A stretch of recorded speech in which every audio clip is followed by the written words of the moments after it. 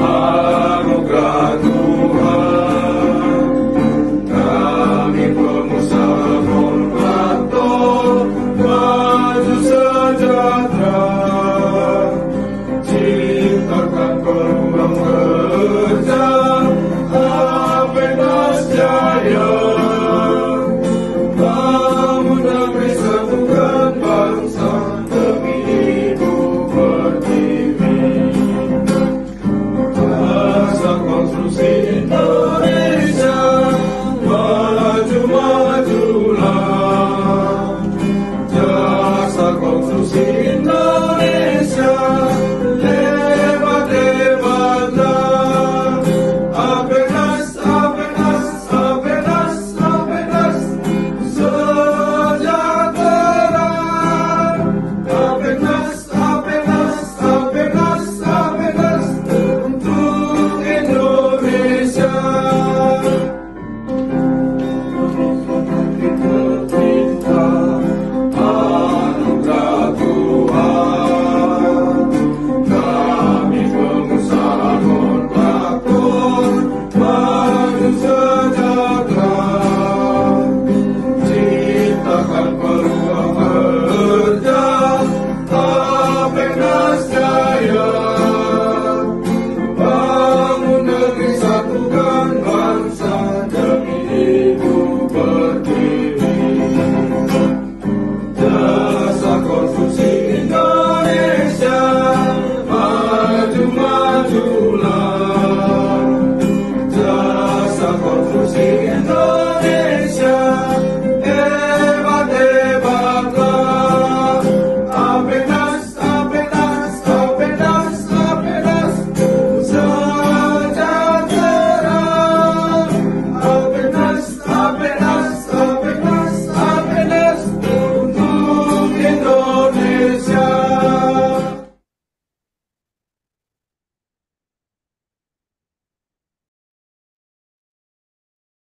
Selamat pagi eh, untuk seluruh selamat pagi untuk seluruh peserta Zoom pada pagi hari ini. Kita tanyakan dulu apakah Bapak narasumber kita dan Ketua Umum AP sudah masuk ke dalam webinar. Kayaknya Bapak narasumber kita, Bapak Bambang Tri sudah masuk. Kita tinggal menunggu Bapak Ketua Umum APEKNAS.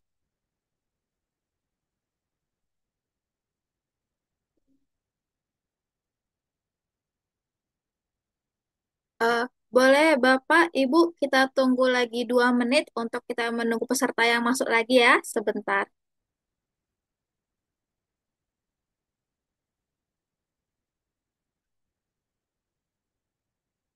Eh, Baik, Bapak Ibu, kita mulai untuk webinar ini.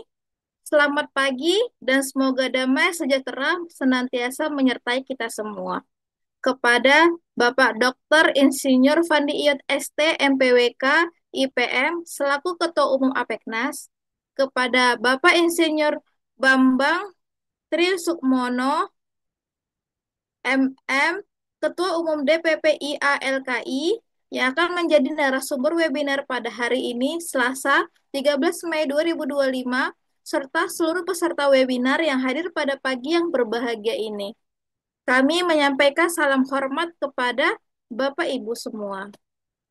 Alhamdulillah, puji dan syukur kita panjatkan kepada Tuhan Yang Maha Esa, karena atas rahmat-Nya kita masih bisa berkumpul bersama-sama untuk mendapatkan ilmu dari narasumber yang luar biasa.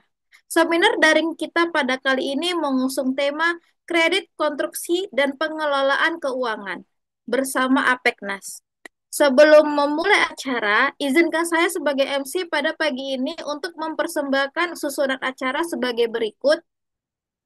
Pembukaan, mendengarkan Mars dari APEKNAS, kata sambutan dari Ketua APEKNAS, foto bersama sebagai dokumentasi, pemaparan materi oleh narasumber sekaligus diskusi dan tanya jawab, dan penutup. Kini, mari kita ke agenda selanjutnya, yaitu mendengarkan Mars APEKNAS.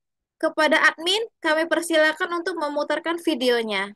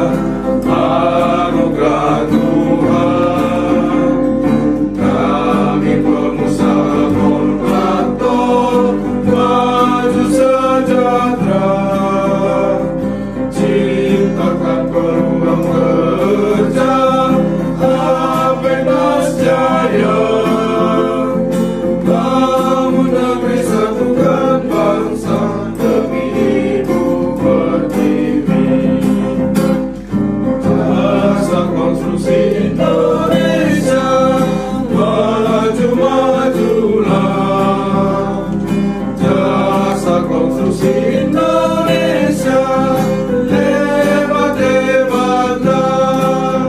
Apenas, apenas, apenas, apenas, sejahtera. Apenas, apenas, apenas, apenas, untuk Indonesia.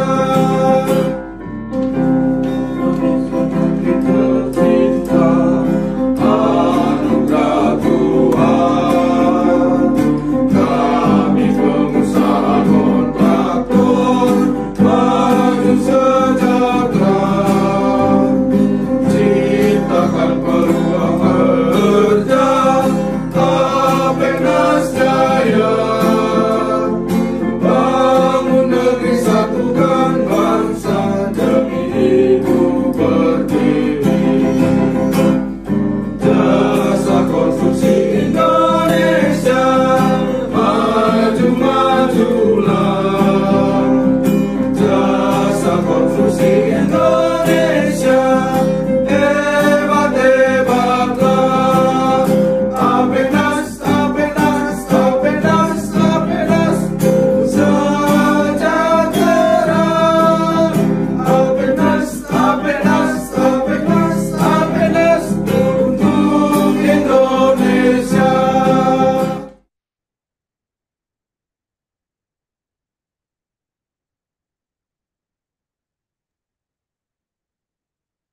Terima kasih. Sekarang kita akan mendengarkan kata sambutan, di mana sambutan ini akan disampaikan oleh Bapak Dr. Insinyur Fandi Iyot, STMPWK IPM, selaku Ketua Umum APEKNAS. Kepada Bapak, kami persilakan. Ya, terima kasih Mbak Farah. Selamat pagi Bapak Ibu. Assalamualaikum warahmatullahi wabarakatuh. Shalom, Om Swastiastu, salam sejahtera, Om Namo Buddhaya, salam kebajikan, dan salam konstruksi untuk Bapak Ibu semua. Ya, yang terhormat senior kami, sahabat kami, Pak Insinyur Bambang Tri. Terima kasih Pak Bambang untuk waktunya hari ini. Kemudian ada tamu kehormatan kami dari eh, Kedutaan Besar Kanada. Terima kasih Bu Dewi sudah hadir pagi ini Bu Dewi. Dari pemerintah Provinsi Papua. Terima kasih Bu Marwiyani, Marwia. Dan dari Kabupaten Blora, Pak Seno, terima kasih sudah bergabung untuk hari ini. Dan Bapak Ibu yang tidak dapat kami sebutkan namanya satu persatu, terima kasih sudah boleh hadir dalam webinar APEKNAS, Asosiasi Pengusaha Pelaksana Kontraktor dan Konstruksi Nasional hari ini. Kami APEKNAS setelah lulus akreditasi dari Lembaga Pengembangan Jasa Konstruksi Kementerian PUPR 2023 silam, maka seluruh asosiasi diwajibkan melakukan dan sebagai tanggung jawab moral kami para pengurus senantiasa dapat memberikan solusi positif untuk kemajuan konstruksi di Indonesia. Untuk itu juga ada beberapa strategi poin yang telah dilakukan APEKNAS bekerja sama dalam eh, peningkatan atau pemberdayaan untuk 3 juta rumah MBR, masyarakat berpenghasilan rendah, yang saat ini sedang dicanangkan oleh Bapak Presiden Prabowo Subianto. Untuk itu kami juga mendukung program-program kerja dari Bapak eh, Presiden Prabowo terkait eh, revisi perbaikan daripada Undang-Undang Nomor 2 Tahun 2017 Jasa Konstruksi. Semoga jasa konstruksi ke depan lebih baik dan kami Asosiasi APEKNAS nantiasa mendukung program kerja pemerintah, terutama untuk eh, kerjasama namanya KPBU, kerjasama pemerintah dan badan usaha. Untuk itulah kita butuh bagaimana sih pola kerjasama KPBU dan bagaimana mendapatkan pembiayaan-pembiayaan strategis untuk jasa konstruksi yang ada di Indonesia dan seperti apa pola pengajuan-pengajuan kredit atau pengajuan-pengajuan kerjasama di jasa konstruksi. Makanya kami mengundang Pak Bambang Tri sebagai narasumber dan Bapak Ibu yang memiliki pertanyaan nanti dapat disampaikan di chatting group dan akan dipandu oleh moderator Mbak Farah. Terima kasih sekali lagi Pak Bambang Tri dan Bapak Ibu yang telah hadir pada pagi ini. Semoga kita bahagia dalam webinar kali ini. Terima kasih. Assalamualaikum warahmatullahi wabarakatuh. Saya kembalikan ke Mbak Farah.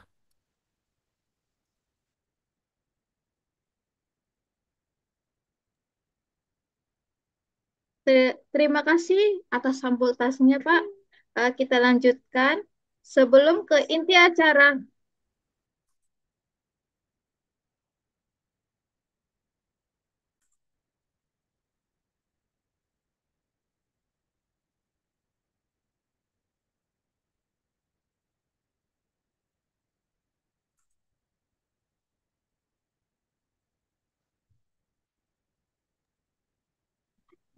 maaf, kita lanjutkan. Sebelum ke inti acara webinar online pagi ini, izinkan kami untuk melakukan foto bersama untuk dokumentasi.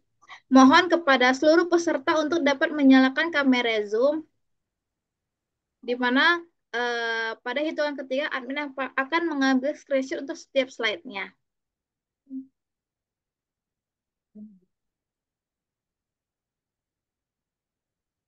Oke, kita hitung.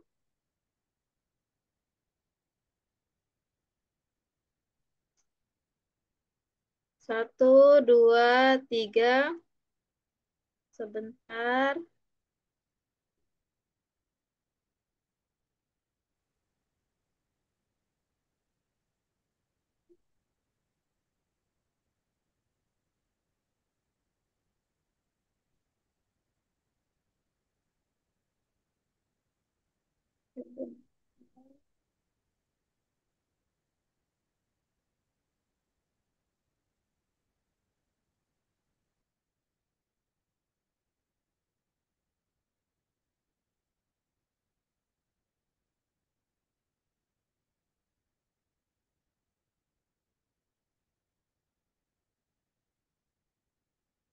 Oke, terakhir ya Bapak Ibu. 1, 2, 3.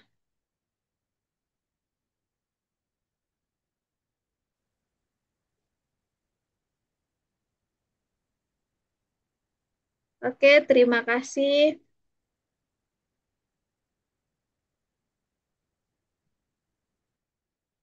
Sebelumnya kami informasikan bahwa untuk video webinar secara utuh dapat ditonton dari YouTube Apeknas, Apeknas DPN. Kepada seluruh peserta jangan lupa di-subscribe, dan juga untuk sertifikat dan materi akan kami kirimkan melalui email ketika Bapak Ibu telah mengisi daftar hadir yang sudah kami kirimkan ke dalam chat. Selanjutnya, kita akan memasuki acara inti dari seminar online pagi ini, yaitu pemaparan materi oleh narasumber sekaligus diskusi dan sesi tanya jawab. Webinar ini akan dipandu oleh Bapak Insinyur Bambang Tri Sukmono MM, Ketua Umum DPP IA LKI. Kepada Bapak kami persilakan.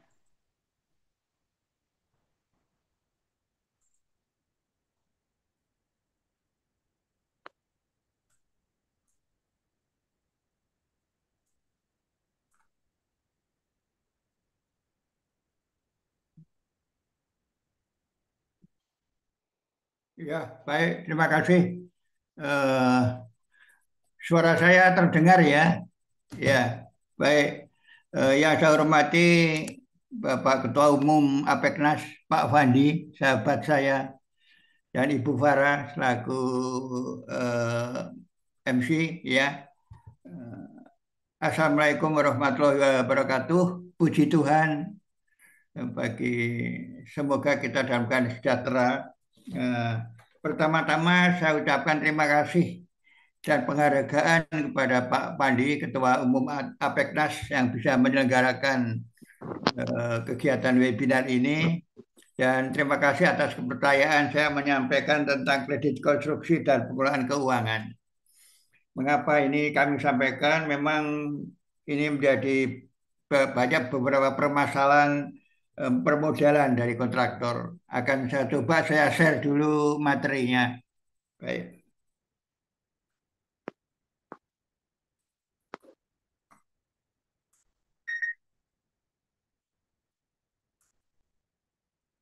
Ya, kelihatan ya. Ya, saya perbesar dulu. Ya, kita akan coba membahas tentang kredit konstruksi dan pengelolaan keuangan. Ya, yang pertama, salah satu permasalahan yang dihadapi adalah para teman-teman pengusaha bidang jasa konstruksi, terutama badan usaha pelaksana konstruksi adalah kredit konstruksi. Saya mulai dengan kredit konstruksi dulu, ya. Akan kami mulai dengan pengertiannya. Apa pengertian dari kredit konstruksi itu? Ya. Kredit konstruksi adalah fasilitas pinjaman, ya ini untuk membiayai kegiatan konstruksi, baik bagi ditawarkan pada para kontraktor, para developer, para pengusaha badan usaha properti sebagai modal tambahan, ya, yaitu untuk membiayai proyek-proyek infrastruktur, membiayai proyek perumahan, pembangunan apartemen, tapi bukan untuk pembelian tanah lahan. Tidak boleh untuk membeli lahan atau tanah. Ya, nyewa juga nggak boleh untuk pengadaan. Nah, apa jenis-jenisnya? Pertama adalah kredit modal kerja. Ini untuk membiayai operasional proyek konstruksi. Ya, misalnya dapat pekerjaan pemerintah atau swasta, ya, yang kesulitan modal ini bisa membiayai operasional. Kedua, kredit investasi. Ya. Kredit investasi ini untuk membiayai investasi jangka panjang dalam proyek konstruksi. Ya, misalnya untuk para developer. Developer ini biasanya jangka panjang, ya, karena nunggu supaya produknya bisa terjual. Ini proyek investasi. Dan ketiga, kredit pengadaan barang dan jasa. Kredit pengadaan barang dan jasa ini untuk membiayai pengadaan barang dan jasa yang dibutuhkan dalam proyek konstruksi. Ya, mungkin perlu peralatan, material yang harganya cukup mahal dan sebagainya. Ya, ini adalah sebentar.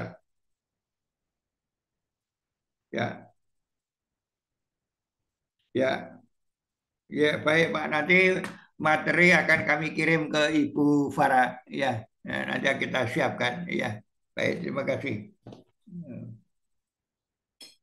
Ya, dan selanjutnya apa persyaratan kredit konstruksi ini?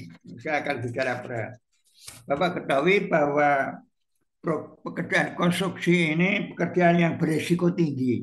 Ya, ini kenapa berisiko? Karena di alam terbuka, ya, gampang kena bencana alam, bisa kena angin, banjir, gempa bumi, atau bencana non alam. Ya, misalnya protes dari masyarakat lingkungannya terganggu, ya, bawa material mengganggu lingkungan, merusak jalan, juga diprotes. Ya, bisa. Maka di alam terbuka maka risikonya tinggi. Kedua, ya, ini tenaga kerjanya berbagai disiplin. Ini berdisiplin, ya. Kalau apalagi bangunan gedung, ya, bangunan gedung ini itemnya sampai 200 item, ya, bisa puluhan jenis keahlian, keterampilan dan sebagainya. Jadi disiplin keahliannya banyak, ya. Jadi masing-masing mempunyai persyaratan yang berbeda-beda. Yang kedua, tenaga kerjanya tidak tetap, berganti. Misalnya para peserta dapat proyek di Batam ini, ya, kemudian dapat lagi proyek di Palembang. Kan tidak mungkin tenaga kerja di Batam ini dibawa ke Palembang semua, kan tidak mungkin, ya. Jadi harus dengan tenaga kerja setempat sehingga masih baru. Lain dengan manufaktur atau pabrik. Kalau pabrik ini pekerjaannya ya itu saja. Kalau ini berganti sehingga bapak-bapak tidak kenal bagaimana keterampilannya, bagaimana budayanya, apalagi dapat kerjaan di Batam, lalu pekerjaan lagi di Jogja atau di Solo. Wah, ini budayanya berbeda, ya. Sehingga ini bukan resiko. Cara merintahnya lain, nanti bisa macet dan sebagainya, ya. Ini saya punya pengalaman waktu saya bekerja di Kementerian Pekerjaan Umum. Dulu melaksanakan proyek secara nasional, ya. Waktu saya melakukan pekerjaan di Medan, ini kalau rapat ini sampai gebrak-gebrak meja. Tapi demikian pekerjaan selesai, pekerjaannya bagus. Saya waktu itu dipuji oleh Bapak Menteri, menterinya masih Pak Radinal waktu itu. Ini dipuji karena pekerjaannya bagus. Lalu proyek saya di Solo, itu kalau rapat itu wah sopan sekali, saling menghormat. Tapi tidak selesai-selesai pekerjaannya. Ada saja itu loh.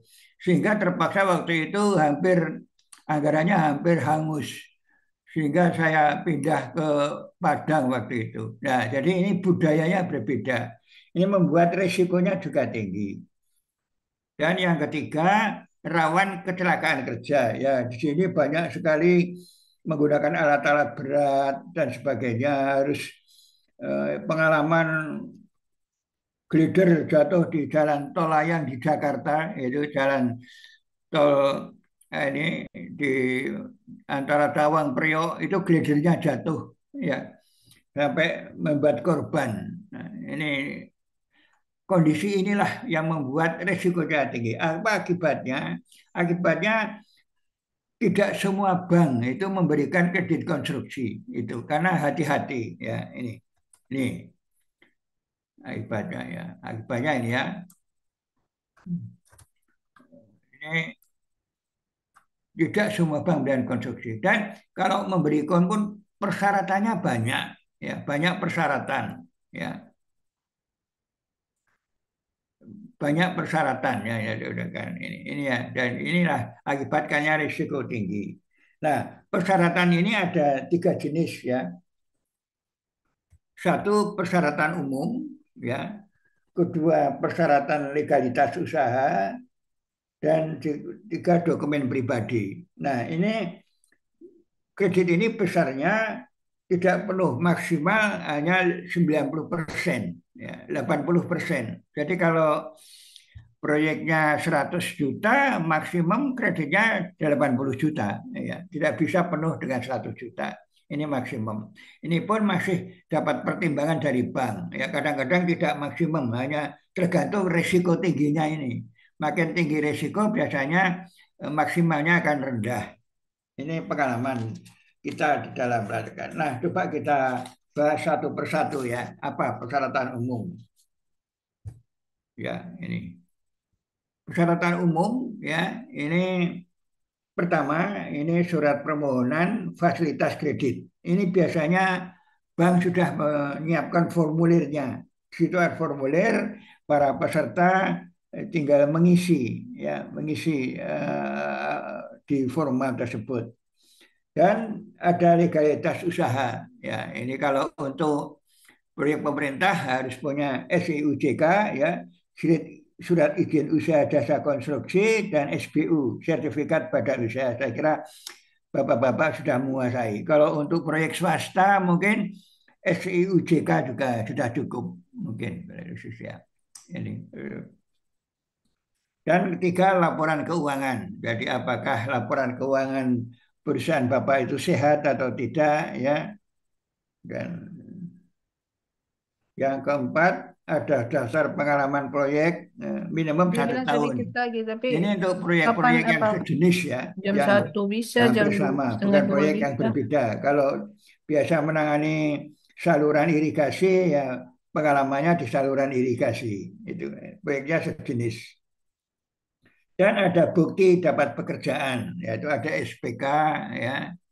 Ada ini SPK, surat perintah kerja, ada SPMK, surat perintah mulai kerja, ada kontrak, dan ada surat perjanjian, ya. Kalau untuk proyek swasta paling tidak ada kontraknya, ada surat perjanjiannya. Ini syarat-syarat umum. Ya. Lah, apa legalitas usaha? Nah, legalitas usaha ini ada izin lokasi, maksudnya izin lokasi proyek. Dan apakah proyek ini lokasinya sudah tidak menyalahi izin dari pemerintah daerah setempat, apakah sudah tidak sengketa lagi, itu lokasi proyek. Dan site plan yang disetujui. Ya, ini artinya site plan ini sudah sah disetujui, tidak banyak berubah. Dan izin mendirikan bangunan. Ya, kalau membangun suatu bangunan tentunya ada izin EMB dulu, ya ada izin. Bukti penguasaan lahan. Jadi lahannya sudah diserahkan dari pemberi tugas kepada para teman-teman kontraktor pelaksana dan lain-lain. Yang lain-lain ini untuk wilayah-wilayah tertentu ya, misalnya wilayah rawan banjir itu harus ada PL banjir, daerah-daerah remote itu harus ada rekomendasi apakah nanti PLN-nya sudah bisa masuk atau tidak, karena di kontrak bangunan ada listrik tapi belum ada jalur misalnya. Kalau belum ada jalur harus ada rekomendasi dari PLN, PAM dan lain-lain.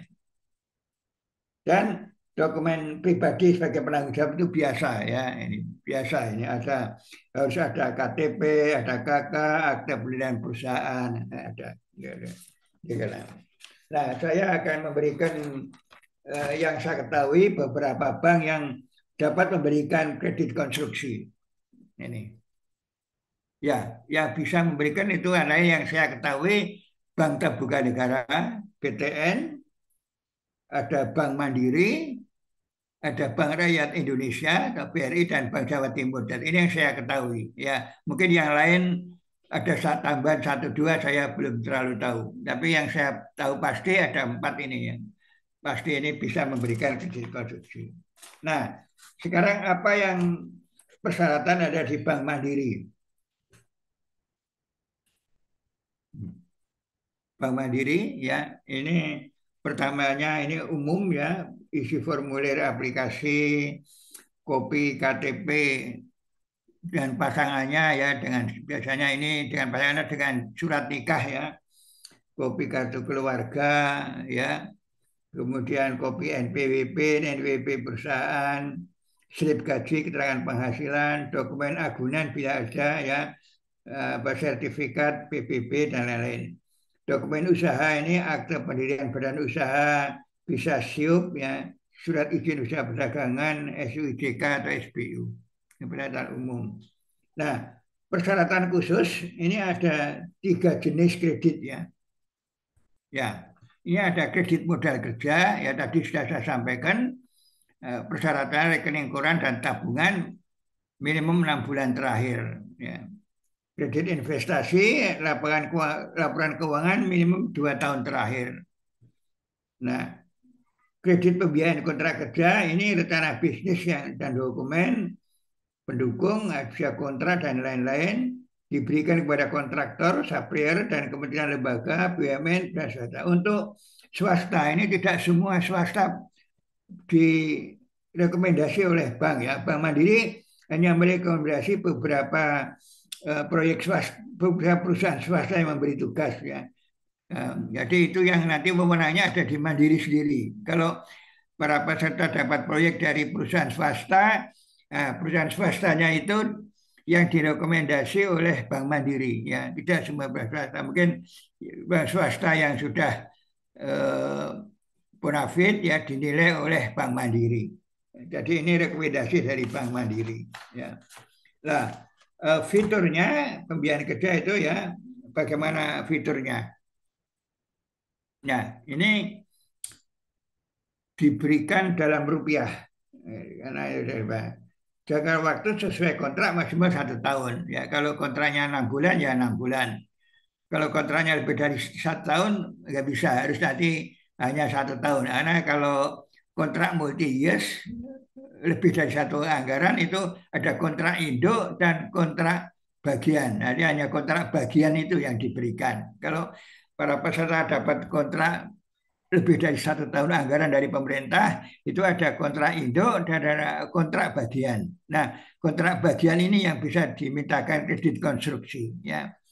Tidak, kontrak induknya nggak bisa.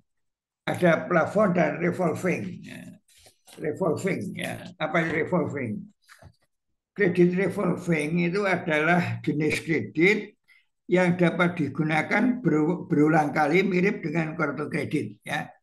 Ini pemakai dapat menarik dana, melunasinya, dan kemudian menggunakan kembali pinjaman tersebut tanpa harus mengajukan permohonan ulang. Ini yang dinamakan revolving. Ya. Bedanya dengan non-revolving, kalau non-revolving itu hanya dapat ditarik sekali dan harus melunasi penuh. Harus itu setelah itu digunakan permohonan lagi. Nah, ini kalau non-revolving. Non-revolving tidak, ya, tidak usah mengajukan permohonan lagi, sudah bisa. Ini dari revolving. Ini bedanya. Nah, ini fiturnya. Nah, sekarang bagaimana kalau di Bank Rakyat Indonesia, ya? Nih, kalau Bank Rakyat Indonesia (BRI) itu ada dokumen identitas, yaitu biasa, yaitu bagi KTP, kartu keluarga, ini akta nikah, KKK, surat kewarganegaraan. Ini bagi yang pindah ke kewarganegaraan, ya. Dulu ada naturalisasi, pindah, nah itu diperlukan kewarganegaraan. Ini dan foto nasabah, biasa ini umum. Yang legalitas usaha, ini akte pendirian usaha, pengangkatan sebagai direksi, NPWP, SPTPBB, ya, dan IMB dengan bangunan. Ini legalitas usaha. Dan ada dokumen pendukung. Dokumen pendukung ini kontrak kerja, ya, bagaimana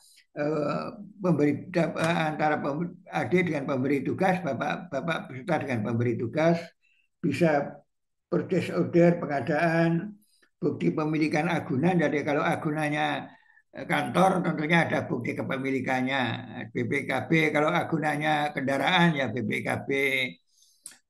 Ada buku tabungan dan bukti kepemilikan saham. Ini di Bank Rakyat Indonesia. Nah, di Bank Rakyat Indonesia ini ada 2 jenis produk, ya. Nama produknya ada 2 jenis, ya. Ini ada 2 jenis. Yang pertama KMK. Ini kredit modal kerja konstruksi segmen kecil. Ini limit biaya antara dari 90 juta sampai 25 miliar. Ini bisa tinggi. Ini yang kecil. Jangka waktu sesuai waktu proyek.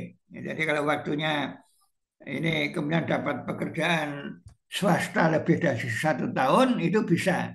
Kalau pemerintah biasanya hanya kontrak multi-years lebih dari 1 tahun, ini kontrak bagian, ya, biasanya sama seperti Mandiri. Jangka waktu sesuai proyek. Kalau proyeknya 6 bulan, ya 6 bulan. Ini biasanya maksimumnya 1 tahun. Bisa tidak untuk multi-years ada ketentuan tersendiri nanti, ya. Dan 2 adalah kontrak, ya. Yang kedua adalah ini kontrak modal kerja, ya, untuk konstruksi korporasi yang besar. Ini yang besar, ya.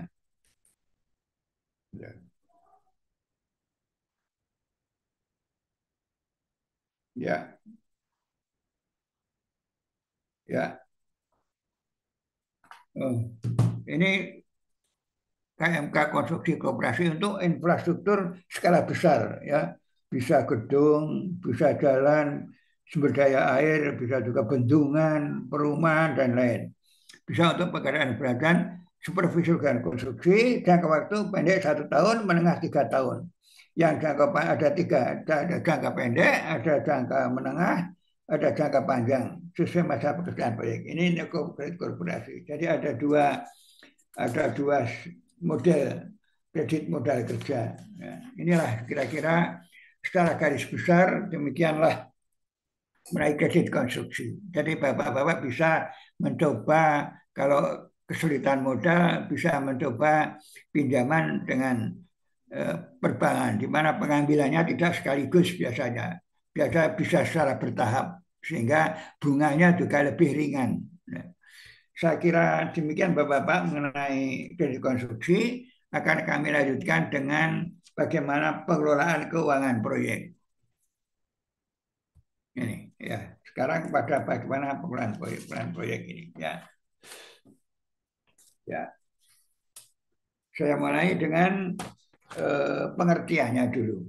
Apa pengelolaan atau manajemen keuangan? Ya. Manajemen keuangan proyek atau financial management adalah proses memperoleh dan mengelola sumber daya keuangan yang terdiri dari sumber pendapatan dan cash flow. Cash flow itu aliran kas ya, aliran kas yang ada di kasnya perusahaan. Ini adalah pengertiannya. Ini bisa untuk beberapa hubungan kerja dengan pemberi tugas ya. Bisa BOT, BOO ya. BOT, Build, Operate, Transfer ya. Ini biasanya BOT ini dibangun kalau sudah dibangun oleh pengusaha, setelah selesai baru diserahkan ya. Kalau BOO ini Build, Operate, Operation ya. Jadi demikian selesai dioperasikan sampai jangka waktu tertentu baru nanti diserahkan ke pemberi tugas ya. Misalnya jalan tol, nah ini BO misalnya. Jadi bedanya BOT dan BOO. Kalau BOT itu Build, Operate, Transfer itu demikian selesai diserahkan.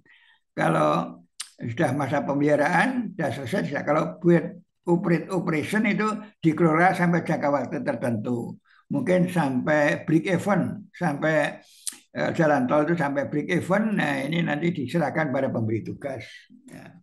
Kalau DBOO itu ya, itu Design, Build, Own, Operate. Ya, ya ini ya adalah ini proyek BOO ini ya, proyek di mana suatu entitas bertanggung jawab untuk merancang, membangun, memiliki dan mengoperasikan fasilitas selama jangka waktu tertentu. Ya. Jadi kalau selesai dioperasikan sampai jangka waktu tertentu menjadi miliknya, ini ada perjanjian. Demikian. Kalau untuk kebanyakan DBO itu untuk proyek pemerintah jarang ya, karena fasilitas umum adalah milik pemerintah. Tapi biasanya untuk swasta DBO itu. Kalau turnkey ini adalah proyek yang diserahkan kontraktor untuk dihandle ya, ya di mana perencanaan konstruksi fisik, pengadaan hingga akhir. Maka klien hanya perlu menyerahkan kunci setelah proyek siap digunakan. Jadi setelah digunakan siap, hampir mirip DBOT ya. Tapi ini ada operasinya. Operasinya tidak BOT. Saya kira joint venture kerjasama, lebih partnership kerjasama dengan pengusaha, dengan usaha-usaha bisnis lainnya. Ini adalah pengertiannya. Nah, sekarang apa tujuan mengelola keuangan? Ini tujuannya ya. Pertama, mengidentifikasi kebutuhan keuangan proyek. Jadi apa yang dibutuhkan dalam proyek ini, berapa besarnya, kapan harus dipenuhi, dan perencanaan pengendalian cash flow ya, direncanakan dikendalikan sampai nanti masanya membayar tenaga kerja, uangnya nggak ada.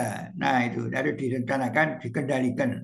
Mana-mana yang perlu dibayar, misalnya membangun proyek, awal-awal sudah membeli, bangun gedung, awal sudah membeli genting. Nah itu kan salah. Ini tidak bisa dikendalikan. Genting itu nanti setelah belinya, tidak usah sekarang. Misalnya ini. Jadi ada pengendalian arus kas.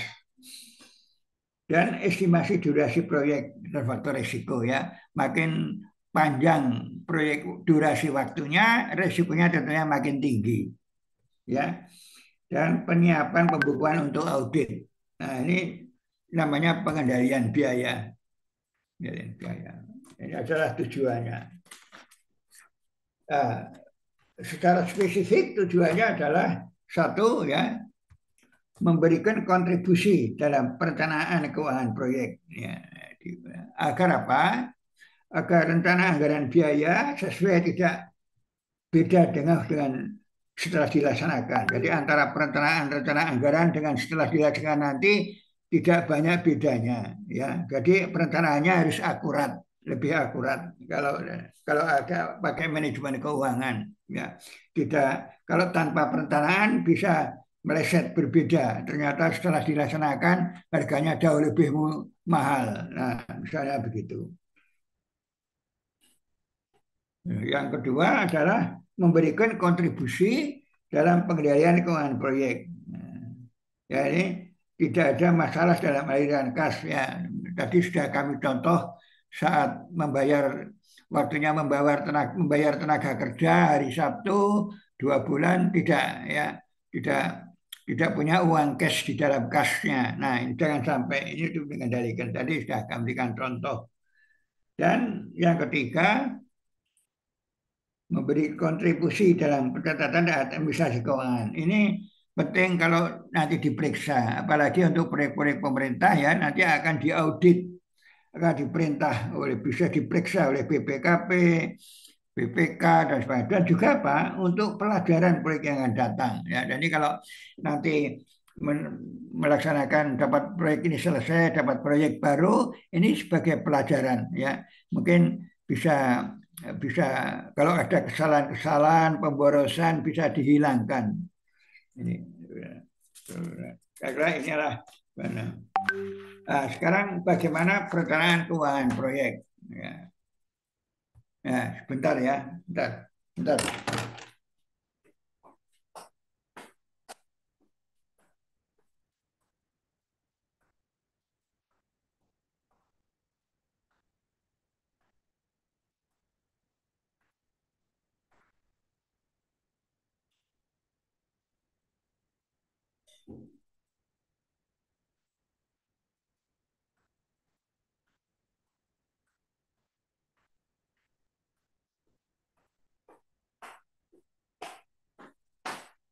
Ya, baik, kita lanjutkan ya.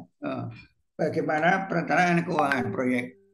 Pengertiannya, perencanaan keuangan adalah manajemen aliran uang dalam suatu organisasi. Itu pengertiannya. Itu ada beberapa, ya. Ini ada akuntansi, adalah mencatatkan pelaporan dan pengukuran transaksi bisnis. Jadi bagaimana uang masuk, bagaimana uang keluar ini dicatat. Kalau keuangan ini kebijakan organisasi dengan memanfaatkan sistem akuntansi untuk mencapai tujuan organisasi.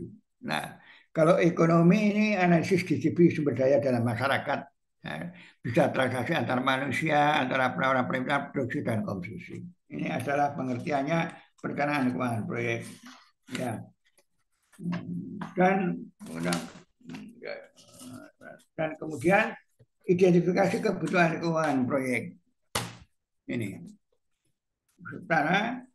Pertama sumber pendanaan. Ini harus diidentifikasi kebutuhannya dari mana untuk mencukupi modal. Misalnya para peserta mendapat proyek membangun suatu rumah, tentunya dilihat dulu dananya. Apakah cukup dana sendiri atau pinjam lembaga keuangan. Nah, tadi bisa ke swasta, asuransi atau perbankan dengan kredit konstruksi tadi itu. Kemudian persyaratan kontrak, ya, dilihat kontraknya apakah jaminan pembayaran pelanggan ada dijamin. Kalau proyek-proyek pemerintah tentunya pasti ada uangnya, ya, apa itu APBN atau APBD provinsi atau kabupaten. Tapi kalau swasta biasanya ada jaminan dari bank, jaminan bahwa nanti klien Bapak itu bisa membayar, ya, jangan sampai sudah dibangun nanti tidak bisa dibayar. Nah, ini.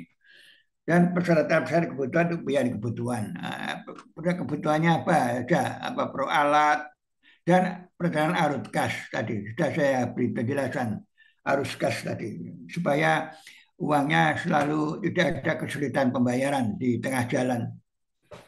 Kondisi ekonomi ini bisa faktor internal yang mempengaruhi risiko, ya. Misalnya perusahaannya sedang ada proyek lain sehingga uangnya tersedot untuk modal proyek, ya, bisa juga.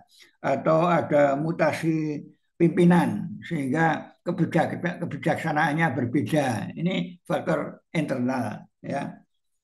Dan faktor politis peraturan perundangan. Bisa juga ini faktor-faktor ini menyangkut nilai kurs rupiah ya, sehingga barang-barang impor jadi mahal misalnya, atau perubahan pajak ya, pajaknya naik ya, dulu 10% mau naik 12% misalnya, dan ada sosial ekonomi ini, mungkin harga-harga di pasar menjadi naik atau turun. Nah, ini adalah pertimbangan-pertimbangan untuk menentukan kebutuhan keuangan. Ini adalah faktor-faktor supaya perencanaannya lebih akurat ya.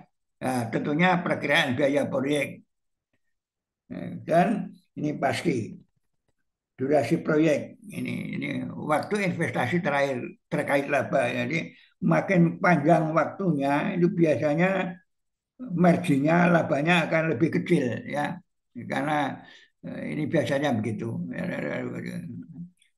Dan perpajakan ya, perpajakan harus diperhitungkan, pajak PPN mungkin ada, pajak daerah setempat ada juga, dan faktor resiko ya. Tadi sudah kami sampaikan, proyek konstruksi itu di tempat terbuka resikonya tinggi, maka harus diperhitungkan situ musim hujan atau tidak, jangan sampai pelaksanaan kerjaannya melewati musim hujan sehingga hujannya, apalagi ada perubahan iklim ya, harganya hujannya terus-menerus sehingga terlambat kena denda ya. Kalau pekerjaannya waktunya melewati musim hujan harus diperhitungkan, jangan sampai nanti terlambat kena denda ya itu. Jadi itu faktor resiko diperlukan.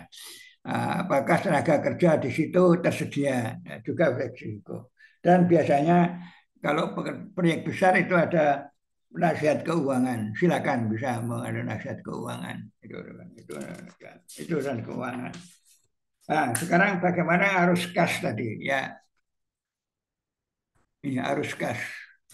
Arus kas ini adalah, pertama, laporan akuntansi berbeda dengan jasa konstruksi. Ada beda untuk laporan akuntansi dengan jasa konstruksi. Untuk laporan akuntansi itu namanya accrual basis.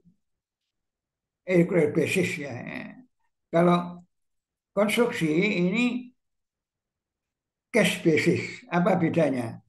Kalau accrual basis itu tagihan-tagihan meskipun piutang, meskipun uangnya belum dibayar tapi sudah ditulis di dalamnya.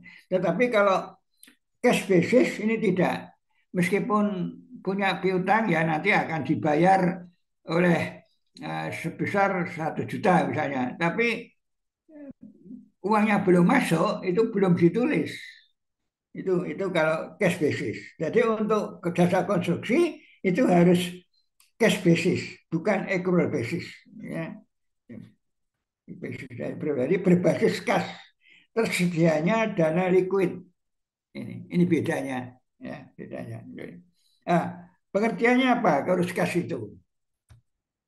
Pengertiannya adalah daftar yang mencakup perkiraan penerimaan dan pengeluaran dana pada unit usaha dalam waktu tertentu. Ya, biasanya dalam waktu 3 bulan atau dalam waktu selama proyek berlangsung. Gitu. Kalau proyek jangka panjang, biasanya arus kasnya bisa dibagi dalam periode. Itu biasanya. Dan bagaimana tahapan menyusun arus kas? Ini tahapannya, ya. Ini tahapannya, ya. Ini dari data-data kontak, proyek data pekerjaan harian oleh mandor, ya. Itu data-datanya berapa orang yang akan dikerjakan, data pekerjaan subkontraktor, misalnya bangunan gedung ini untuk kosen pintu oleh subkontraktornya, ya. Misalnya oleh pekerjaan listrik, pekerjaan air, ini kan subkontraktor, ya. Pengadaan bahan, ya. Penggunaan peralatan, apa alat berat, apakah alat ringan saja, dan SDM, ya. Data SDM ini yang terlibat di dalam proyek itu, apa pengawas, apa pembantu pengawas, ya, dan penentuan kas awal, modal awal, ya. Dan tahap finansial itu estimasi kebutuhan dana awal dan estimasi beban bunga. Diperhitungkan bunga kalau uangnya dari pinjaman. Ya. Nah, bagaimana dasar pedoman untuk menyusun kas? Ini, ya. Dari ini biasanya pilihan yang signifikan, gabungan yang kecil-kecil. Contoh, subkontraktor yang sudah besar, yang kecil-kecil digabung. Ya, subkontraktor yang sudah besar dan yang kecil-kecil digabung. Ini penggunaan angka digit ini ribuan, cukup juta untuk proyek besar itu bisa jutaan saja. Karena apa? Karena nanti terlalu rumit. Kalau pakai koma-koma terlalu rumit ya. Kalau proyek kecil itu bisa rinci ribuan, tapi kalau proyek besar biasanya jutaan saja dalam garis besar ya, supaya memudahkan untuk mengendalikan. Mata uang ini disediakan masing-masing mata uang ya. Kalau proyek dari bantuan asing ini meskipun kontraknya dalam bahasa asing tapi harus ada dalam bahasa Indonesia. Ini wajib sehingga arus kas ini tetap dalam bahasa Indonesia dalam nilai rupiah ya. Ada dua, bisa kalau untuk bisa untuk asing bisa dalam valuta asing tapi untuk kita dalam rupiah. Periode disesuaikan dengan masa proyek ya. Jadi kalau 6 bulan ya 6 bulan. Kalau jangka pendek itu makin detail. Kalau hanya 6 bulan ini biasanya dalam puluhan ribu atau sampai kalau panjang 1 tahun ini bisa dalam jutaan saja ya. Kalau pendek bisa ratusan ribu atau puluhan ribu. Dan fokus ke depan. Berarti lebih ke depan, dana yang dikeluarkan tidak akan kembali lagi ya. Sekarang bagaimana susunan arus kas ya, nanti ada contohnya ya. Nanti kita berikan contoh pada modul di SKK ini ada contoh tuh modul arus kas dari kerjasama, regulasi dan waktu, jumlah, jenis pajak dan sebagainya ya. Nah, sekarang bagaimana mengendalikan keuangan proyek? Ini yang bab terakhir ya, mengendalikan keuangan proyek. Ya, ya, apa manfaatnya mengendalikan keuangan proyek? Ya, manfaatnya adalah pendanaan secara efektif. Nah, jadi menghindari pengeluaran yang tidak perlu. Jadi apa-apa yang dibayarkan betul-betul efektif, tidak perlu membangun ya tidak perlu. Kalau ada sudah direncanakan sudah pasti uang ini untuk apa, untuk itu apa, tidak membeli hal-hal yang tidak perlu ya, misalnya gitu. Dan semua item pekerjaan sesuai dengan anggaran belanja dan arus kas. Nah, jadi memang pengeluarannya sesuai dengan itemnya dan sesuai dengan waktu yang direncanakan. Jangan sampai, jadi saya beri contoh bangun gedung awal-awal sudah beli genting. Nah, ini salah. Harus nanti beli genting pada saatnya. Ini contoh tadi sudah. Nah, sekarang apakah identifikasi faktor-faktor yang menentukan, yang mempengaruhi pengendalian keuangan? Ini ya, kondisi ekonomi ya. Ini bisa perubahan harga pasar, harga-harga jadi narik, ada perubahan pajak, ada pajak-pajak setempat misalnya. Ini adalah kondisi ekonomi, harus diperhatikan ya. Dan isi biaya konstruksi ini jelas berapa kira-kira biaya konstruksinya. Dan ketiga, durasi proyek ya. Makin panjang proyek, makin risiko makin tinggi. Maka harus dikendalikan ya.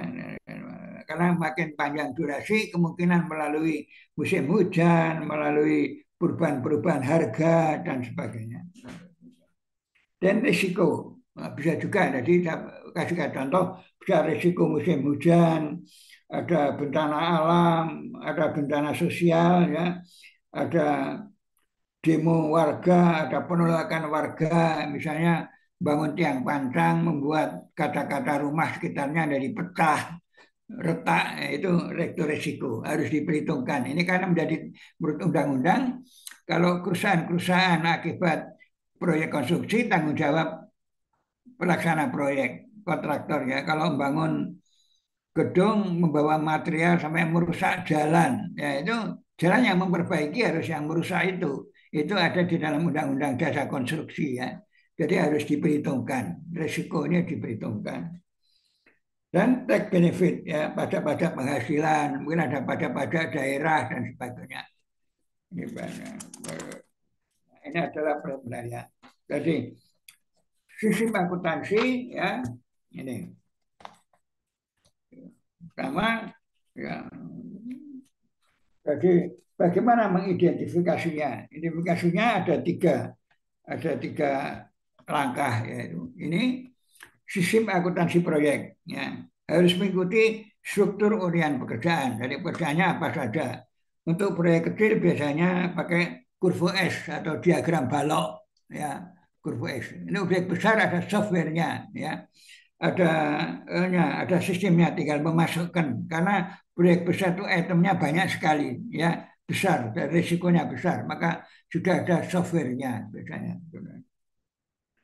Lalu ada pemeriksaan internal maupun eksternal ya ada eksternal atau internal audit ya. Ini membantu proyek dalam menyelesaikan masalah. Jadi kalau ada masalah-masalah bisa diberikan langkah-langkah preventif ya. Sejak awal sudah diketahui ada masalah sehingga tidak timbul masalah sudah menjadi besar. Sehingga dengan diperiksa itu bisa diidentifikasi ada masalah-masalah atau kemungkinan akan timbul masalah ya. Dan persyaratan ketentuan perundang-undangan apakah sesuai dengan undang-undang ya. Kalau diperiksa jangan sampai tidak sesuai dengan undang-undang ya. Ya, contohnya mengenai pajak penghasilan ya, harus membayar biaya pajak misalnya undang-undang harus ada kontribusi untuk daerah setempat ya itu misalnya itu ada undang-undangnya dan dianalisis harus kas ya dianalisis apa kecenderungannya yang didapatkan pada saat ini harga-harga ini kecenderungan yang didapatkan pada saat ini harga harus pada saat ini ya bukan harga. Kemudian perkiraan sisa waktu proyek, ya ini terkait dengan piutang ya, misalnya ada piutang yang belum dibayar, ini bisa mempengaruhi waktu proyek. Dan laporan keuangan itu bisa laporan berkala dan untuk melihat identifikasi kesehatan keuangan. Ya, laporan tidak hanya laporan setelah akhir saja, tapi setelah berkala untuk mengidentifikasi. Ya. Dan yang ketiga adalah monitoring tadi. Ini monitoring ya. Jadi ada pengaruh yang teridentifikasi kurang baik itu harus segera diidentifikasi kalau dimonitor. Dan ada tren negatif misalnya masanya sudah harus membayar mana kedua 10 juta tapi ini kok sudah keluar 12 juta misalnya. Nah ini bolehlah tren negatif harus segera diatasi. Harus ada tindakan koreksi ya, dan jadi di tracking kesehatan keuangannya antara rasio rentabilitas dan profitabilitas ya. Kalau rentabilitas ini keuntungan dibandingkan dengan besarnya modal ya, biasanya keuntungannya besar tapi modalnya besar sekali ya. Atau kalau profitabilitas ini hanya keuntungan saja, berapa keuntungannya. Kalau rentabilitas dibandingkan dengan modal yang dikeluarkan, misalnya modalnya kecil ya, rentabilitasnya kecil tapi modalnya besar, jadi nanti bisa berarti ini kalau profitabilitasnya besar tapi modalnya kecil, jadi tidak seberapa ya, persentasenya itu besar tapi hanya angkanya kecil. Kalau ini persentasenya kecil tapi angkanya besar, nah ini. Maka diadakan pengendalian keuangan. Ini pengendalian keuangan. Harus memperhatikan ya sistem akuntansi yang digunakan tadi bukan cross basis tapi cash basis ya, bukan crucial basis ya. Dan internal external audit. Jadi bisa meskipun ada pemeriksaan, tidak hanya pemeriksaan dari luar, tapi intern juga diadakan pemeriksaan. Diperiksa supaya mengetahui kalau ada penyimpangan ya. Dan analisis arus kas tadi dan sistem laporan keuangan. Nah, sekarang laporan keuangan sudah dicatat, ada pencatatan administrasi keuangan, harus dicatatnya. Apa keuntungannya, manfaatnya. Pencatatan dan administrasi keuangan proyek ini manfaatnya satu, alat pengendali proses keuangan, ya, supaya berjalan lancar, dan alat pengambil keputusan. Dan laporan rugi laba, ya. Ini menunjukkan keuntungan dan kerugian, apakah proyek ini merugikan atau menguntungkan, dan bagaimana pembelian dan perbandingan antara pembelian dan pengembalian, antara pemasukan dan pembelanjaan. Ini adalah perbedaan, beda bagaimana selisih antara ini. Kemudian pembukaan keuangan untuk audit, ya, untuk pemeriksaan ini anggaran mungkin direvisi sesuai dengan status proyek. Misalnya satu proyek dipercepat, ada para peserta dapat proyek gedung, ternyata akan dipercepat, akan diresmikan Bapak Gubernur misalnya. Nah, ini kan dipercepat, maka harus ada revisi, ya, ada status proyeknya berubah, atau ada pekerjaan tambah. Nah, ada pekerjaan tambah juga status proyeknya berubah. Ini harus dibukukan, dibukukan. Nah, yang ketiga, ya, saya kira ini manfaatnya, ya. Dan laporan arus kas, ya, memberikan pengaruh kas itu pengaruh kegiatan operasional antara investasi finansial selama periode tertentu, ya. Laporan relasi keuangan ini menelusuri kemampuan sistem keuangan dan pembelajaran permasalahan untuk diambil tindakan koreksi menghindari masalah mendatang. Kemungkinan adalah masalah-masalah yang sama pada proyek yang akan datang. Jadi mungkin di proyek yang akan datang akan masalah-masalah yang hampir sama dengan pengalaman. Nah, ini untuk diperlukan dalam administrasi. Saya kira demikianlah Bapak sekalian. Yang terakhir saya akan menyampaikan bagaimana metode atau salah satu cara grafik-grafik mengendalikan biaya, ya. Ini bagaimana? Ini ada 3 grafik, yaitu bagaimana grafik modal kerja, bagaimana grafik modal kerja, grafik penyimpangan dan pengendalian. Ini, ya. Ini ada grafik, ya, ini grafik modal kerja, ya. Grafik modal kerja ini biasanya proyek ini kurva S yang biru ini, ya. Kenapa? Ini seperti S. Awal-awal ini para peserta kontraktor hanya membuat persiapan, membeli bahan, mencari tenaga, sehingga prosentasenya rendah, sehingga mendatar. Pada saat konstruksi itu naik, karena ada segera dibangun, ya, didor beton, ada tembok pasang, dan pada akhir ini finishing itu bersih-bersih, ngecat-ngecat, sehingga kurva S, sehingga progresnya rendah, sehingga mendatar. Nah, tetapi untuk pembiayaan ini yang hijau. Yang hijau ini pembiayaan. Awal-awal ini perlu modal. Jadi beli alat, beli barang, beli material, sehingga pengeluarannya besar, maka naik. Ya. Pada saat konstruksi ini hanya membayar tenaga, agak mendatar, ya. Setelah finishing hanya membayar tenaga. Jadi kurvanya kayak U. Nah, jadi yang hijau ini adalah pembiayaan, yang biru ini prestasi. Nah, biasanya untuk proyek pemerintah ada uang muka. Daripada uang muka pada periode tertentu, mungkin selama 1 bulan atau berapa, atau sampai 10% itu ada uang muka. Ya. Uang muka, ya, ya, ya, ya, ya.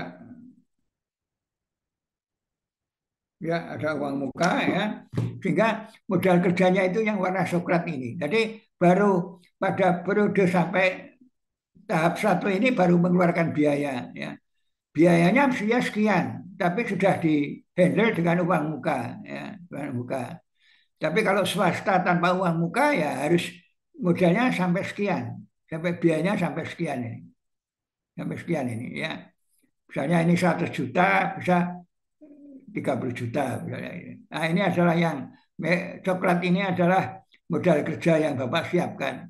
Ini mengendalikan. Mungkin pada kedua, periode kedua, mungkin apa itu berdasarkan waktu, apa berdasarkan prestasi ya. Ini periode kedua ini harus baru menerima angsuran. Bapak menerima angsuran segini ya. Angsuran segini sehingga yang dibiayai tinggal segini ya. Nah, pada periode ketiga ada angsuran lagi dari pemberi tugas segini, maka ini adalah grafik modal kerja ya. Nah, ini adalah grafik pembayaran angsuran ya. Ini pada tadi saya katakan untuk prestasi kurva S ini kayak S ya. Kurva S ya. Sini kurva S ya, kurva S ya.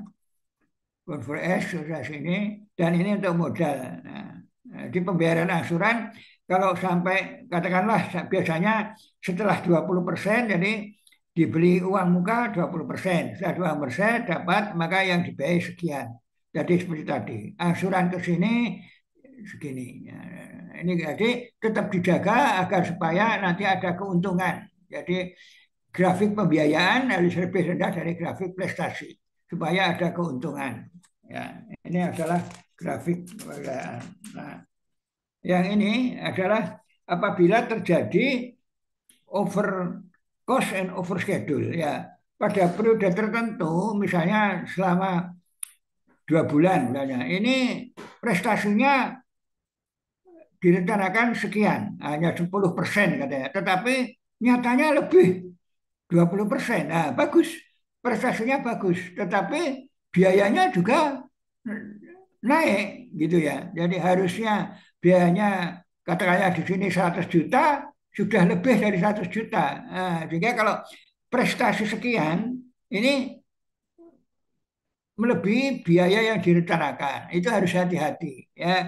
Nah, harus dijaga margin profit, dijaga masih untung, jangan sampai ini naik terus. Kalau ini naik terus nanti tidak ada keuntungan.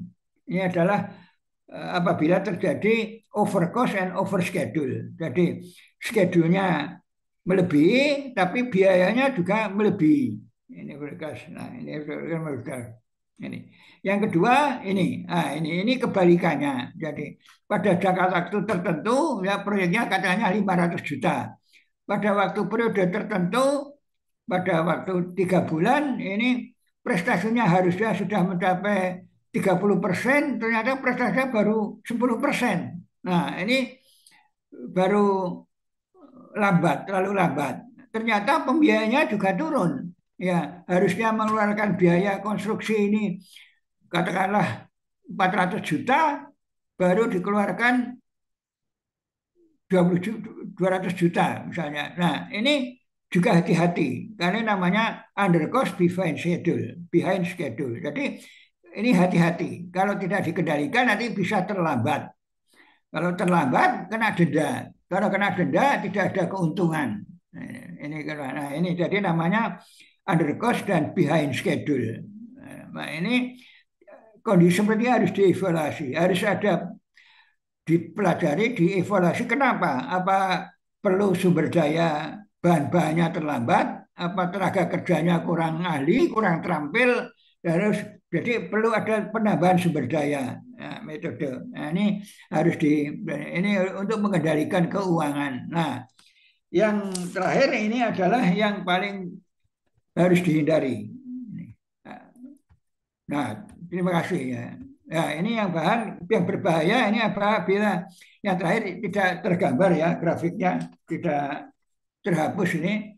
Apabila ininya rendah tapi ininya di atas. Nah, ini harus dievaluasi secara menyeluruh, harus dipelajari secara saya kira ini adalah yang kami sampaikan ya. Terima kasih. Bila ada pertanyaan silakan pakai chat ada ya karena pendengarannya saya sudah kurang ya.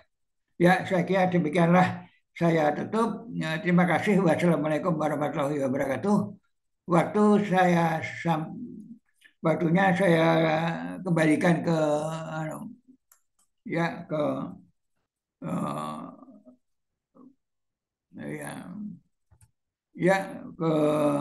Bu Farah, silakan. Wassalamualaikum warahmatullahi wabarakatuh ya. Waalaikumsalam warahmatullahi wabarakatuh. Ya, Terima kasih atas ya, baik. pemaparannya Terima yang kasih luar ya, Mbak biasa. Intan. Hmm. Sekarang kita memasuki tanya jawab. Bapak Ibu yang ingin bertanya dapat melalui kolom chat ya Pak, biar nanti akan kami bacakan.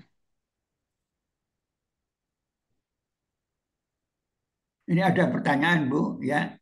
Ada Ya, pertanyaan dari Bapak Suwandi, ya.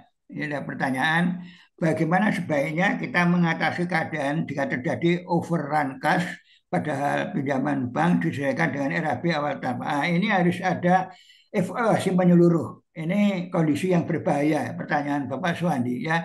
Harus evaluasi apakah overrun kas itu kenapa? Apakah itu karena tenaga kerjanya tidak terampil sehingga produktivitas tenaga kerjanya turun, ya, apa membeli barang-barang yang di atas harga pasar. Nah, ini harus diadakan evaluasi menyeluruh, ya. Nah, sampai menyeluruh supaya efisien ini berarti penggunaan anggarannya tidak efisien karena pinjaman bank ini didasarkan pada RAB, ya, pada RAB. Ya, jadi tidak bisa terus misalnya harga menjadi naik, pinjamannya minta tambah, itu nggak bisa. Ini evaluasi menyeluruh ini masalah intent, masalah manajemen keuangan, manajemen proyek ini. Saya kira itu jawabannya, ya. Nah, ini ada pertanyaan dari Pak Suwandi. bagaimana Pak Suwandi? Saya kira sementara itu dulu, ya. Baik, saya kembalikan ke Ibu Farah. Ya, baik Pak. Bagaimana dengan Pak Suwandi? Ya, Ada yang ingin eh, apa yang ingin bertanya lagi? Cukup, Bu. Terima kasih. Ya. Baik Pak. Ada lagi Bapak Ibu yang ingin bertanya dapat langsung dituliskan di chat ya Pak, Bu.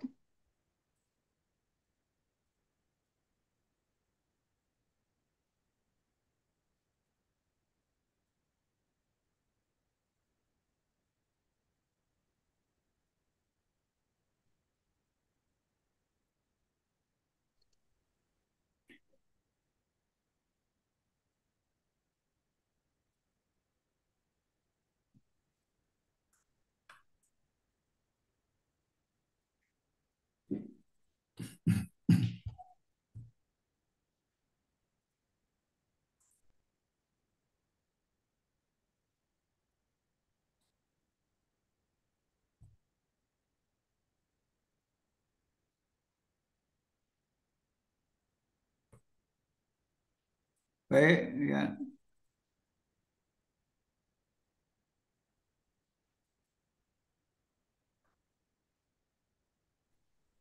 Kami silakan, saya kembalikan ke Ibu Farah. Ya. Baik Pak. Eh, Boleh kita tunggu 5 menit Bapak Ibu ya. Jika ada yang masih ingin bertanya dapat langsung chat di kolom. Terus juga kami informasikan bahwa video webinar secara utuh dapat ditonton dari YouTube Apeknas DPN. Terus jangan lupa di-subscribe ya Bapak Ibu. Untuk sertifikat dan materi akan kami kirimkan melalui email ketika Bapak Ibu telah mengisi daftar hadir yang sudah kami kirimkan ke dalam chat. Jadi jangan lupa diisi ya Bapak Ibu.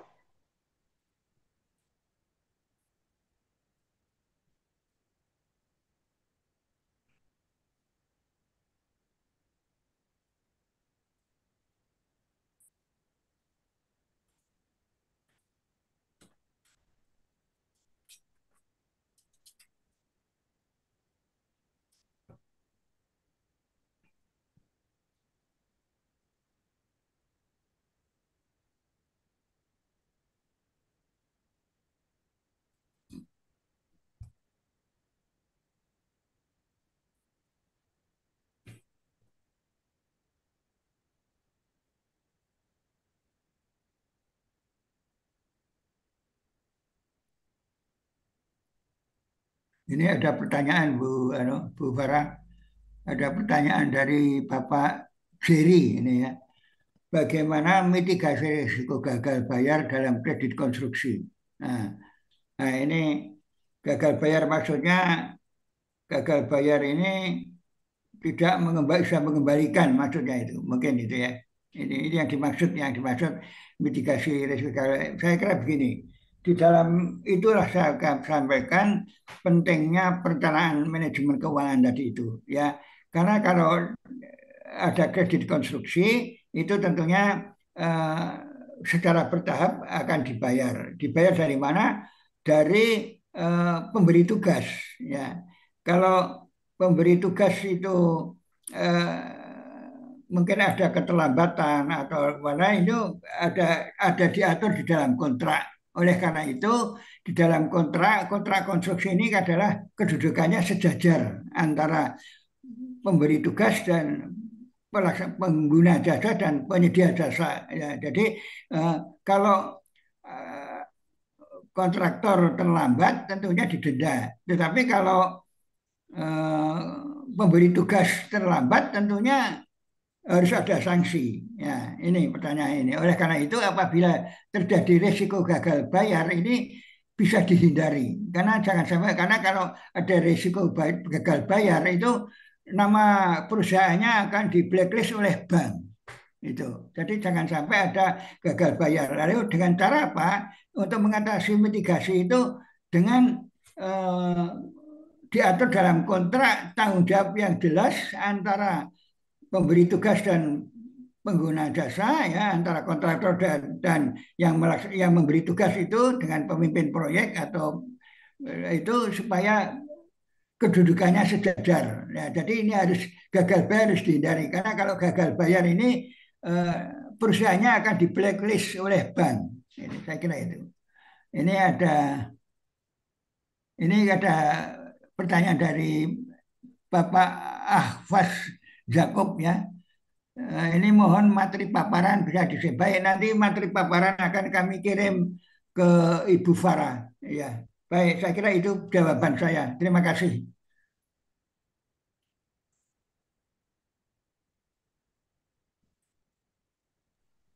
Ya, terima kasih Pak Bapak.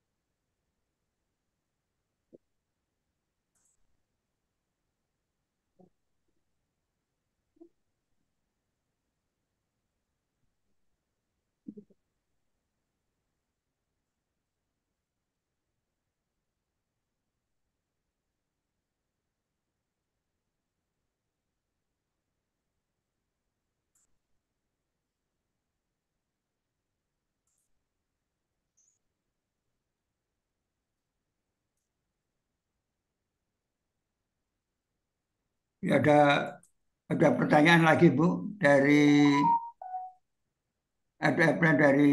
Bapak Alberto Leonard ini ya. Izin Bapak ini bertanya, bagaimana dampak kebijakan BI atau OJK terkait kredit sektor konstruksi terhadap kemudahan akses pendanaan. Makasih Pak. Ini saya kira kebijakannya yang kayak apa harus jelas. Biasanya kalau ada kebijakan BI atau OJK ini biasanya eh, ada aturan-aturan baru dari perbankan. Perbankan akan menyesuaikan misalnya gitu. Biasanya kalau saya nggak tahu kebijakan BI yang kayak apa, misalnya kebijakan kurs rupiah misalnya. Itu biasanya ada diikuti dengan aturan-aturan dari Kementerian Keuangan, dari Otoritas Jasa Keuangan. Biasanya ada aturan, karena kalau ada kebijakan yang kayak apa, ini biasanya ada penyesuaian dari bank yang bersangkutan. Saya kira itu yang bisa saya jawab ya, karena belum pernah kebijakan kayak apa. Umumnya misalnya pengalaman saya di kebijakan tentang misalnya kenaikan harga, ada kurs, itu biasanya ada peraturan pemerintah yang mengatur tentang penyesuaian itu, ya, tentang optimasi namanya, optimasi biaya. Bisa biaya pekerjaannya bisa dikurangi itemnya, bisa ada tambahan biaya, biaya tambahan biasa akibat kebijakan pemerintah gitu. Biasanya ada aturan-aturan ikutannya. Saya kira itu yang bisa saya jawab. Terima kasih ya. Ya, saya kembalikan Bu Farah.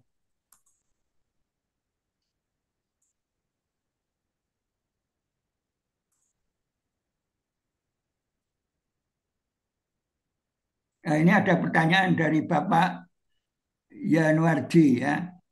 Apakah ada solusi kalau terjadi putus kontrak di mana keadaan yang tidak dapat dihindari atau di Brexit dan yang tersebut nanti akhir ini akan berkontrak. Nah, ini saya punya pengalaman sendiri. Saya punya pengalaman ini pekerjaan ini waktu itu di Bandung ya. Ternyata eh, ini pengalaman saya ternyata di situ ada eh, putus kontrak ya karena kontraktor tidak bisa melanjutkan pekerjaan ya ternyata tidak ini apa yang jadi oleh karena itu diatur di dalam kontrak ya kontrak harus diatur kalau jadi karena kalau terjadi ini pertanyaannya kalau dapat tidak diprediksi dan keadaan tersebut dari akhirnya akan berakhir kontrak ya jadi kalau terjadi sampai putus kontrak itu ada biaya juga ada jaminan pelaksanaan itu udah karena di dalam kontrak ada jaminan pelaksanaan itu bisa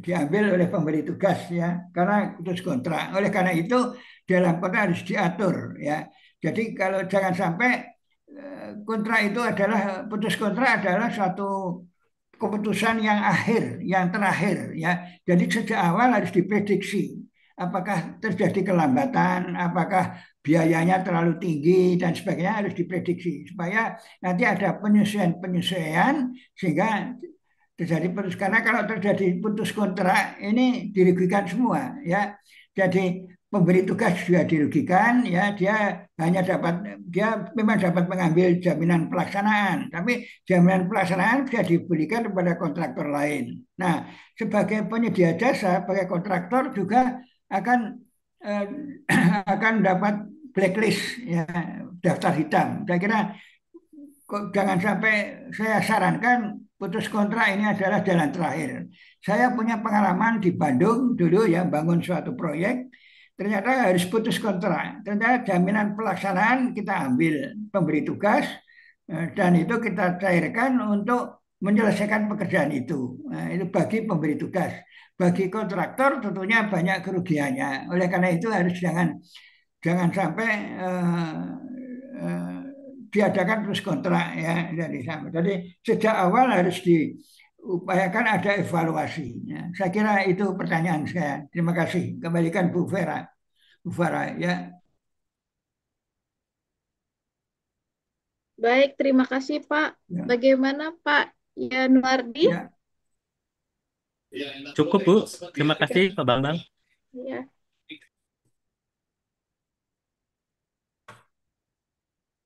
Boleh kita tunggu lagi 2 menit. Jika ada yang Bapak Ibu yang bertanya dapat langsung ditanyakan di kolom chat. Ya, ya terima kasih.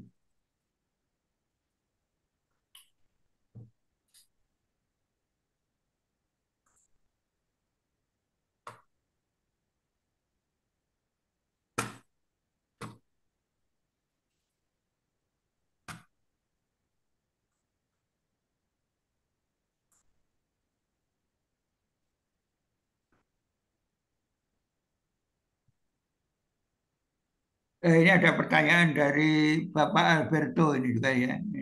Ada pertanyaan, apakah bisa bank membiayai seperti pembangunan rumah untuk dijual secara individu, memberikan lain milik sendiri, mau buat usaha bangun rumah melalui kredit bank, apakah ini bisa? Ini tadi ada jenisnya, ada kredit investasi tadi, ada, ini bisa.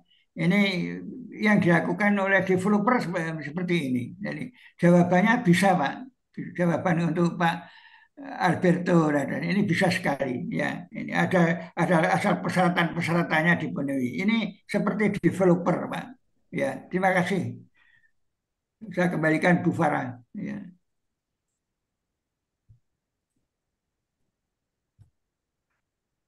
Izin Pak, itu Bagaimana? tadi saya Pak mau tanya perjelas saja. Bisa? Bisa, Bu? Dari kata dari Pak Bambang, bisa, Ya Bu? baik Pak. Baik Bu, terkait dengan bisa diizinkan atau bisa melalui kredit bank, semuanya nanti dilakukan oleh perbankan Pak sampai pembangunannya ataukah si yang punya lahan itu bisa membangun perlu kerjasama bank?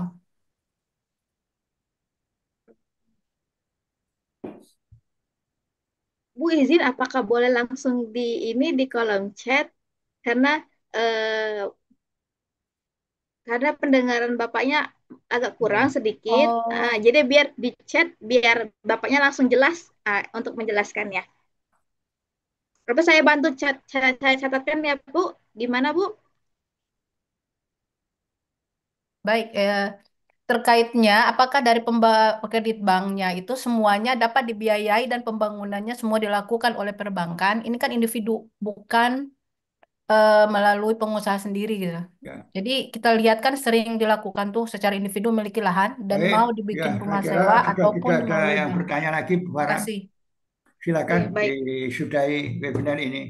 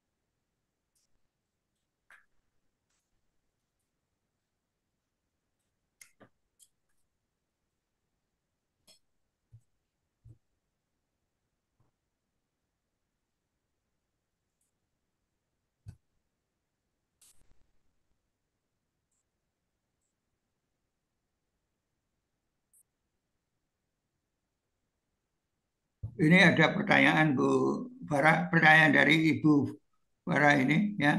Ini terkait pembiayaan bank secara individu, apakah sampai akhir dibiayai oleh bank, Pak? Pertanyaan dari Ibu Farah. Ini pertanyaan dari Bu Marwah ini gini, kalau pembiayaan ini kan maksimum 80% ya. Ya ini bisa sampai akhir karena waktunya tergantung perjanjian. Ya, itu. Jadi kalau secara individu sampai akhir biasa sampai akhir proyek, ya, itu bisa tergantung perjanjiannya. Tapi maksimum sepanjang durasi proyek itu, itu bisa sampai akhir secara bertahap tergantung perjanjian di dalam agregat kreditnya itu. Saya kira demikian Bu. Terima kasih. Saya kembalikan Bu Farah. Eh, Bagaimana Bu Maruya? Atau nanti boleh nanti chat ke kami ke Apeknas 0811 777 8757 untuk pertanyaan lebih lanjut Bu. Nanti kita biar langsung sampaikan ke Pak Bambangnya langsung, boleh? Oke, baik, makasih, udah paham. Ya, baik. Oke, eh, kita sebelum itu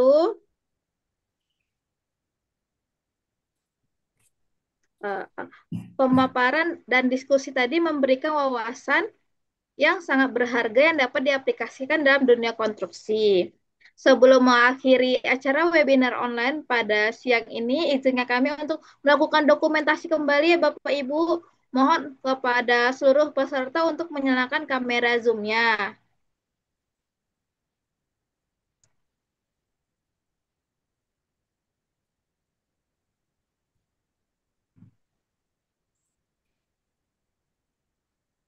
Sebentar kita.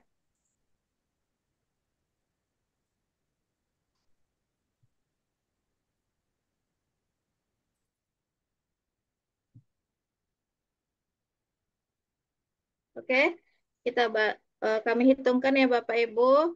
Satu, dua, tiga. Sebentar.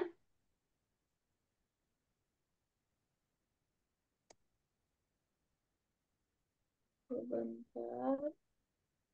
Satu, dua, tiga.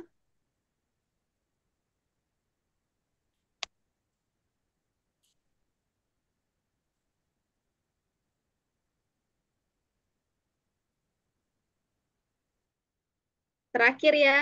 Satu, dua, tiga.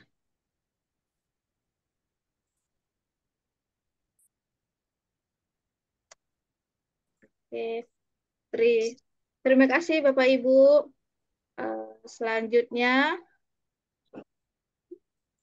terakhir, sebelumnya kami informasikan kembali Bapak Ibu bahwa video webinar secara utuh dapat ditonton dari YouTube Apeknas DPN. Dan kepada seluruh peserta jangan lupa di-subscribe, dan juga untuk sertifikat dan materi akan kami kirimkan melalui email ketika Bapak Ibu telah mengisi daftar hadir yang sudah kami kirimkan ke dalam chat. Terakhir, kami ingin mengucapkan terima kasih kepada para narasumber serta semua peserta yang telah dengan penuh perhatian mengikuti acara ini dari awal hingga akhir. Saya atas nama panitia juga ingin menyampaikan permohonan maaf jika ada kesalahan selama pelaksanaan webinar online ini berlangsung. Wabarakatuh. Terima kasih.